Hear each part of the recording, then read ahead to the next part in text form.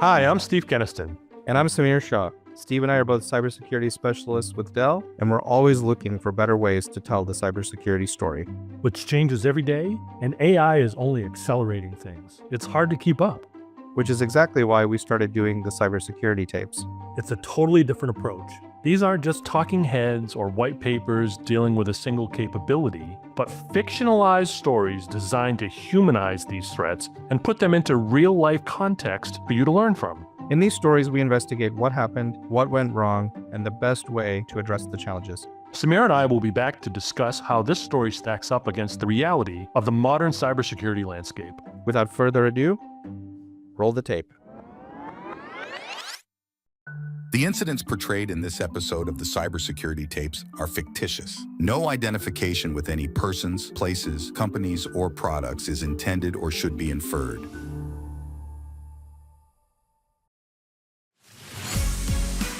A spectacular day here in City Center, and what a day it is. You got that right. The last two undefeated teams going toe-to-toe in what's sure to be one for the history books.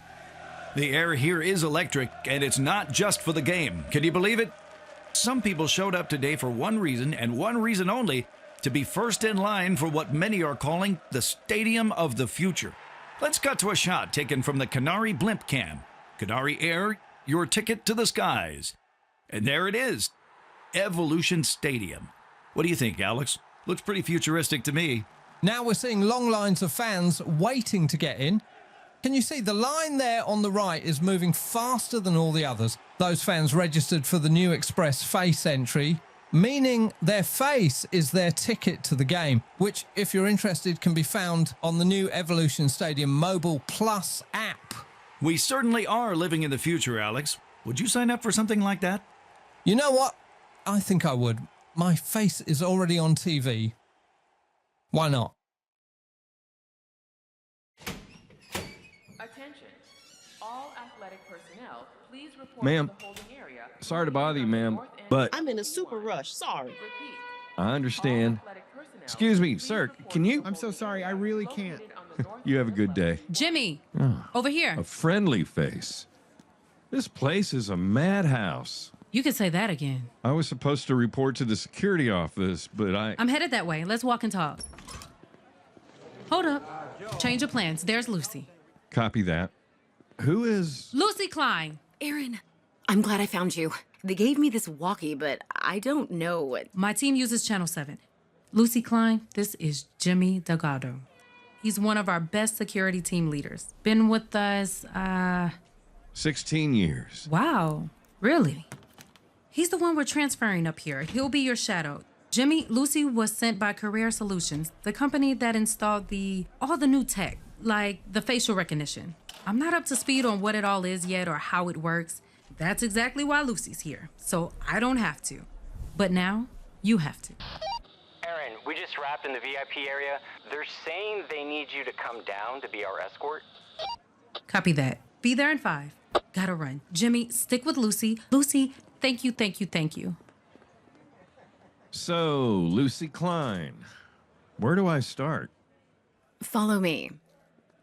So, how much do you know about cybersecurity? I take it seriously. I can spot fake emails, texts, and I don't mess around with passwords. I choose the strong ones every time. Right, good. But I meant more... Right. Well, here we are. This will be your desk, eventually. For at least the next 2 or 3 big events here in the stadium. I'll be working alongside you, training you on all this. Okay, that's a lot of buttons. A lot of knobs. I've never even seen one of those before. What was your job last season? Loading dock security chief, physical security. Everything that came in through the loading dock was my responsibility. All deliveries, food, it all came in through me. So you know faces. I have seen a lot of faces, yes. Well, that's pretty much what you'll be doing here. All these screens are connected directly to biometric scanners. The cameras that are, right now, using AI to identify people's faces all around the stadium. Every gate, every concession stand. Okay. I'm here because of an agreement with the stadium owners that my company oversee the transition. This transition, what you and I are doing right now, to guarantee some level of human oversight until these new systems are proven. I am that human oversight, and soon after the next 5 or 6 events here at the stadium, I will be passing that torch of human oversight over to you. Can I sit? It's absurd. You have to be our escort. Whoa, whoa, whoa. Every time? Excuse me. Even with this badge. Sir. Is this badge so rare that no one thinks it's real? Sir, this is a highly secure area. I would be happy to speak with you outside. His name is Kevin Sundari, and he's allowed to be here. He's allowed to be in any part of the stadium, actually. He has a Golden Hall Pass signed by Oz Canto himself. Oz? Canto, the majority owner of all of this. Our boss's boss's boss. He's making a documentary about it. And the executive producer is Oz Canto. Mr. Sundari, pleasure to meet you. Okay, quiet on set. All right, you two ready? You look ready, except Jimmy, you got a little up here? Yeah, you got it. Okay, let's get started. Roll sound. Roll sound. Sound speed. Thank you for paying attention, Clemens. I'm sorry for him, he's new. All right, look at me, not the camera. Restate your question and the answer. Here we go. The gates have been open for an hour, the face scanners are up, the lines are moving fast, and the fans are spending more. But what's going on behind the scenes to make it all work? Well, I don't want to misrepresent. Here, I'll show you. Let's take a look at the faces currently being scanned somewhere in the stadium right now using Career Solutions technology. Here's a live feed from the beer stand outside Gate 11. See, the next woman in line steps up, presses the button, which activates the camera, and that's it. Her face is verified and her age. Now we know her name, her seat, how many beers she's already ordered, and the whole exchange took, what, 10 seconds? The whole system is built using the AI factory from Dell and NVIDIA. It uses a large language model to scan the faces and associate it with the mobile app that is connected to their ticket and credit card, which allows us to— Wait, are you able to go back? What do you mean, go back? To that girl. Wait, that woman? Are you able to? Of course. There's no way that girl is 34 years old. Well, I don't know what to tell you. She's 34. See? Says so right there. 34 years old, and her name is Roderick Vasquez. Oh, some drama. Okay. If this were a quiz show, I'd guess she was 19. Maybe. That's pushing it. And I'd bet you $1,000 her name isn't Roderick Vasquez. She looks like a Cassidy. Maybe a Celeste. Well, we know what seat she's sitting in. Should we go talk to her? I'll need her to sign an appearance release anyway. Absolutely. Not necessary. Security, this is Huff. Yeah. Lucy, can you pull up the entrance to the VIP suites? We're checking on it. Understood. Here's the VIP cam. What was that about? I hope nothing. There was a report of some rando walking into box 3 using Face ID. Guys, getting closer. Would that even be possible? Was their name also Roderick Vasquez? Clemens, get in there with that boom. So, Samir, it seems totally like the facial recognition has been hacked. Does that even sound possible? I mean, people think biometrics these days is the safest, but is this possible? Couple of thoughts come to mind. First of all, I think this is the kind of fantastic seeming hack that scares people about AI. You know, it's facial recognition that's been involved. This feels like some kind of deep fake scenario. But if you break it down, all it really is some good old-fashioned data manipulation. What's interesting is that while it's really just a good old-fashioned hack, the solution might be some good old-fashioned zero trust principles, which would include, in this case, I think, multi-factor authentication, maybe even invisible to the user. But if it's something as simple as, hey, the person's phone has to be within very close proximity to their face when they're doing a transaction, I think that would fix this problem. If I left my phone back at my seat, all I got to do is run back and grab it. And if I'm a malicious actor, now I don't have that phone, so I'm blocked from entry. A lot of times, the security that we need is the same good old stuff that worked on other non-AI workloads. We don't need to recreate the wheel. I agree, and I think you're spot on, Samir. There's two avenues here. One is, this smart stadium that they're building that is supposed to make everything more simple for everyone, and that's what everybody thinks. Yet people think of their two-factor authentication as, hey, I've got to give my password and then I'm going to get this thing on my phone. They don't think about this in terms of, and I like the way you phrase it, your face is just data. So how do I match that data component with another data component to get that multi-factor authentication to make myself safe? And I think that's critically important. And I think they said it, when you're planning this stuff out, right? This is a huge AI, environment. You got to think of all of these things. I agree, and we would hope that before such a complex smart stadium was put in place in real life, there would be a lot more scenario testing of the cybersecurity. But unfortunately, we are seeing a lot of this right now with AI moving so quickly and companies implementing AI so fast. I think this just reiterates the fact that security thinking and security people need to be involved from the ground up so that the appropriate layers are put in from day one and you don't end up with a big gap like this. I agree, Samir, and I can't wait to see how the rest of this plays out. Every business is on its own path to AI. And Dell AI Factory with NVIDIA can provide you with the broadest portfolio, allowing you to quickly implement the AI you need, help keep your data secure, and get the flexibility to scale as you grow. So no matter what business you're in, you can keep moving forward.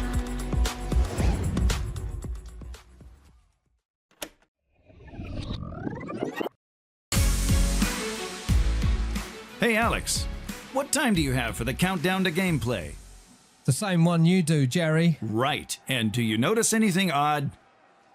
The clock we're showing in the graphic on the broadcast is different than the clock on the field. Is that what you mean? That's what I mean. Have you ever seen that before?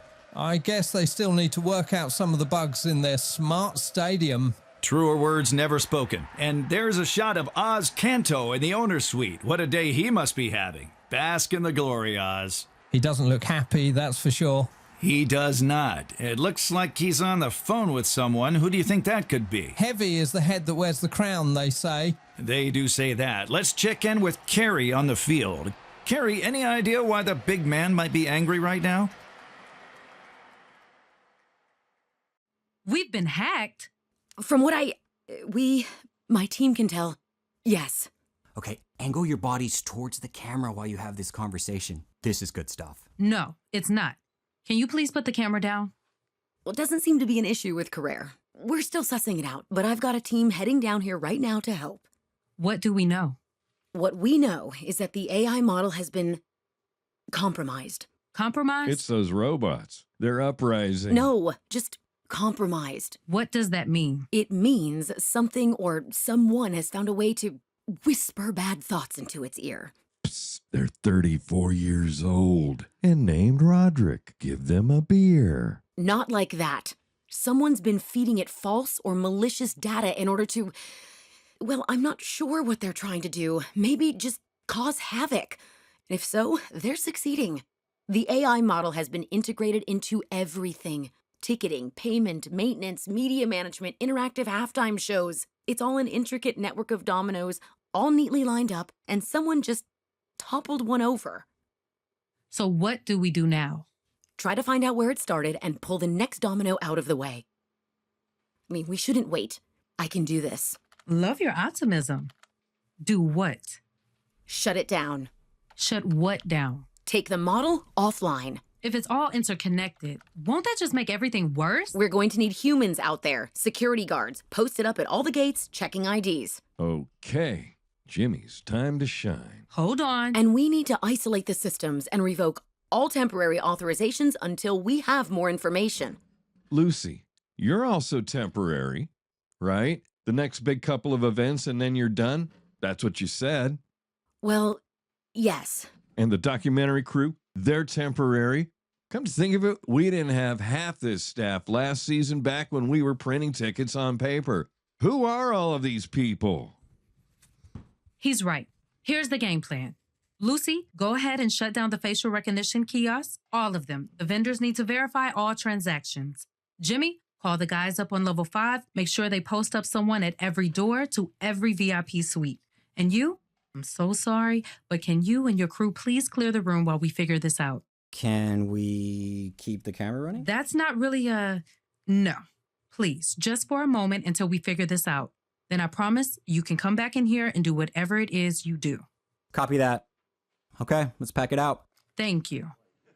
What's that guy doing over there? He's just getting the drive with all the footage from yesterday. It should be done uploading by now, it's fine. You had a hard drive plugged in up here?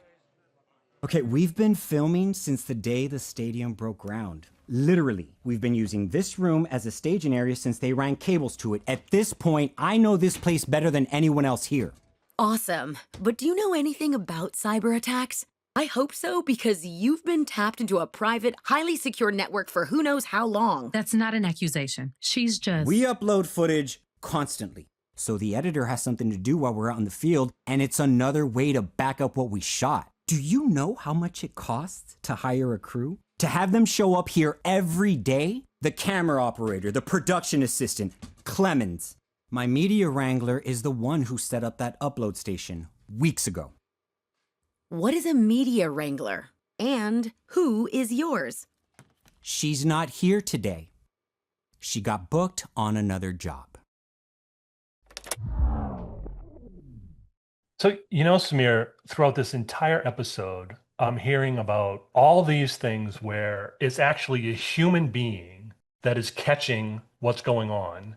And maybe my true crime brain is out to lunch here, but what if that video company who's friends of the owner really are the bad guys? We don't know. The story doesn't tell you, but anything can happen.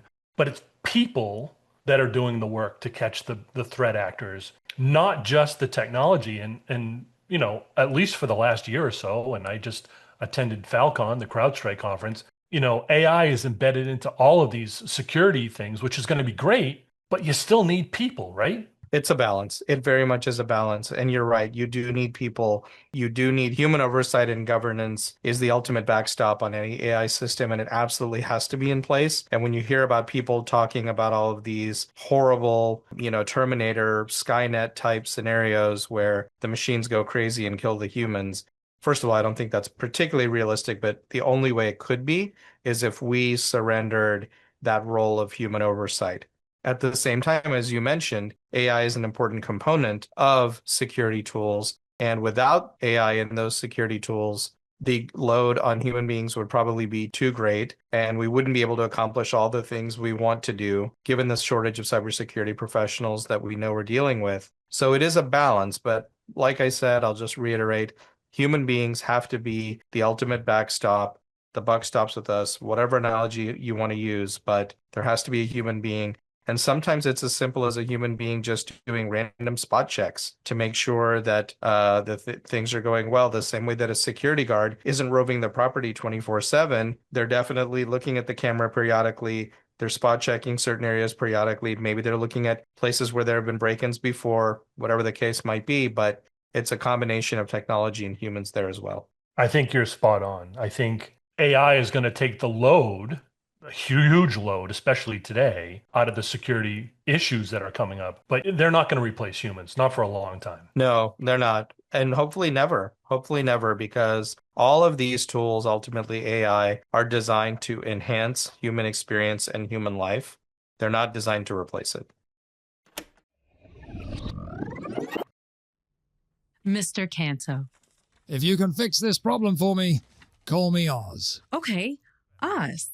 It's a pleasure to meet you. Miss Huff, I've got 2 minutes and one question. What happened? A cyber attack. I beg your pardon, but who are you? Lucy Klein. I'm with Career Solutions. My lawyers are heading down there as we speak. Ms. Klein. Lucy, please. Do you know how much I've spent with your company to build this stadium? Why don't you guess? I really wouldn't. Guess. 1660? Way off. What happened? The AI model. The AI what? Robots. The AI large language model, the new platform. It's what makes your smart stadium smart. I'm so sorry that this happened. You know, like in any sport, when it comes to AI, both sides are looking for whatever advantage they can get. But at least we got a peek at their playbook. That's all well and good. But getting a peek at the robot playbook wasn't what I was paying for. They're not robots, not the ones who hacked us, or who hacked you. We don't know who they are, but it wasn't a robot. So then who was it? Who's responsible? The away team. But we won.